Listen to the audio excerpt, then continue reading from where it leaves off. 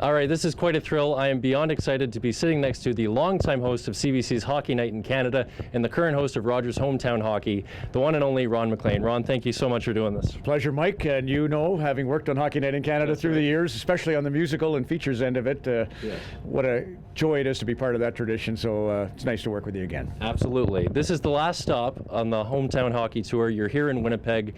Who are some of the people you think about when you come into town? What are some of the things that flow through your mind? Well, clearly Don Whitman's right at the top of the list. Scott Oak I would include, but Don, we did World Track and Fields all over the globe. He was just such a great, I did the Seoul Olympics. My first Olympics was 1988, and we would walk for hours on end, and I was always curious, Mike, he was so well prepared, and I wondered, when does he do his preparation? Because we would walk for 3 hours, we'd go to dinners, and he'd go to the casino.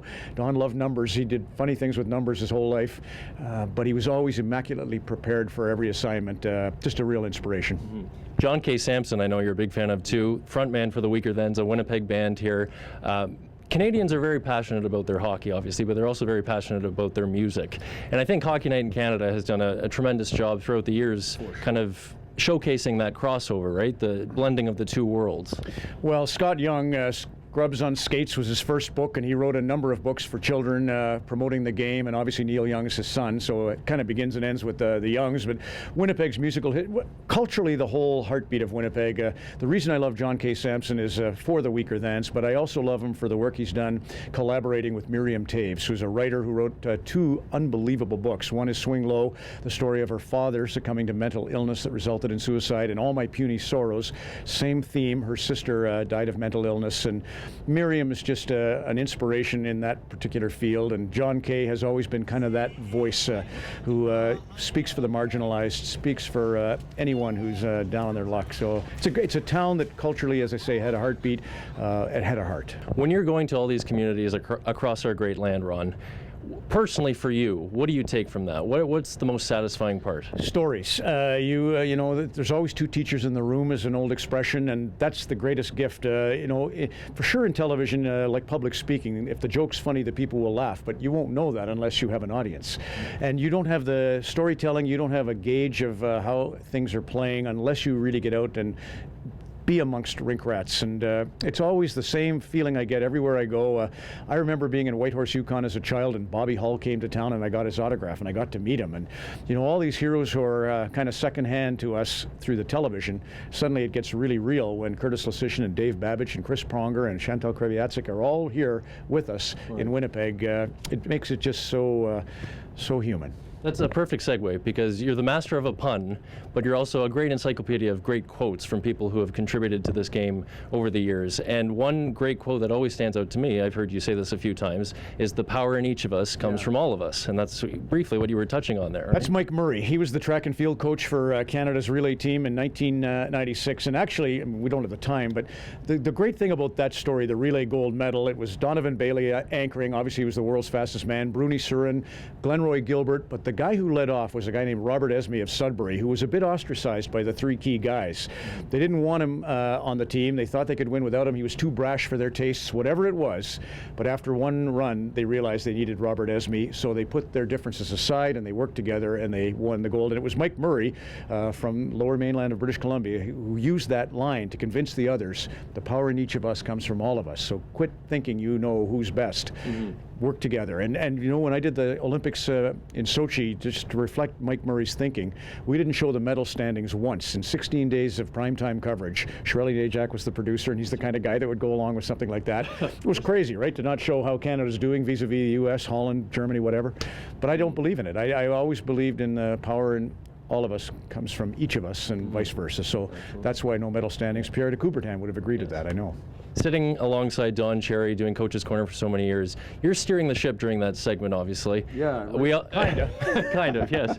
We all know what Don's all about, very electrifying, you know, captivating as always. But you get your jabs in there too, don't you? Well, I tried to do that, Mike, at the get-go, just because there was, you know, 5 minutes isn't enough to have a proper argument. So I thought a little pun or some levity at the end would sort of make amends for maybe the controversy we were causing. Right. But as you know, one of your favorites and one of mine was early on in my career when he was giving it to me. You know, What are we going to listen to? I'm a Coach of the Year in the American Hockey League, Coach of the Year in the NHL. We got Weatherman from Red River. He always calls my hometown Red Deer, Red River. We got a Weatherman. And I said, yes, Don, I was a Weatherman.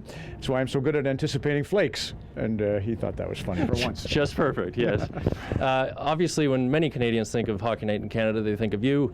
They think of Don Cherry, of course. They also think of Bob Cole. Bob Cole is an absolute legend.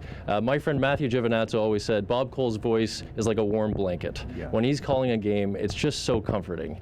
What is it about the emotion he brings to a broadcast? Well, first of all, he's got an incredible sense of the game. You know, you can't have the proper inflection unless you know this isn't the real scoring opportunity. It's about to happen in 2 seconds. And that's Bob's gift. He seems to know the 3-on-1 is imminent. He seems to know the big draw is happening. So he's got great anticipation, like all great athletes or performers. And then, as you say, he's got the sultry voice, and he's got the Foster Hewitt was the one who taught him the 4 levels of intensity. You know, don't waste the goal call as it's coming through the neutral zone. He's incredibly talented. He doesn't worry about storytelling. He doesn't editorialize. He's just somehow the perfect soundtrack to the picture we're getting. So he is amazing. He's also a guy, you know, that I've learned so much from, and just admired his intensity, his relentless, like Don, octogenarians who will die in their boots, their work boots. You and Don Cherry inducted into Canada's Walk of Fame late last year. How special was that for you? And did it give you time to just kind of reflect on your career? Yeah, it did. I did a story for the Free Press today, just going back to anxiety attacks when I was a kid and wondering if I was even cut out for the business. And I don't like the words pride. I don't like satisfaction. But I felt like, you know, having gone through a lot as a youngster in broadcasting, like we all do, that was a moment to sort of look back and say, thank heavens I stuck with it and got to this point that Don and I created a tandem. So I was part of a team, so that the power in each of us came from all of us. That was how I felt good about it. Just grateful is the word. Not proud, just grateful that 31 years us two have been in a foxhole, and this was a nice way to sort of celebrate it.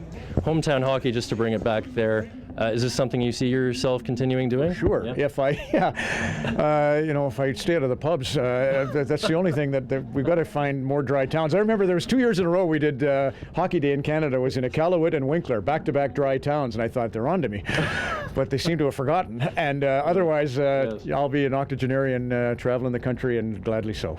Well, like so many Canadians, growing up, I quickly realized how important Hockey Night in Canada was to the culture of this country, to the heritage of this country, and you're obviously a huge part of that. You've been a huge inspiration to me and so many Canadians, and really appreciate the time. So thank you very much, Ron. Thank you.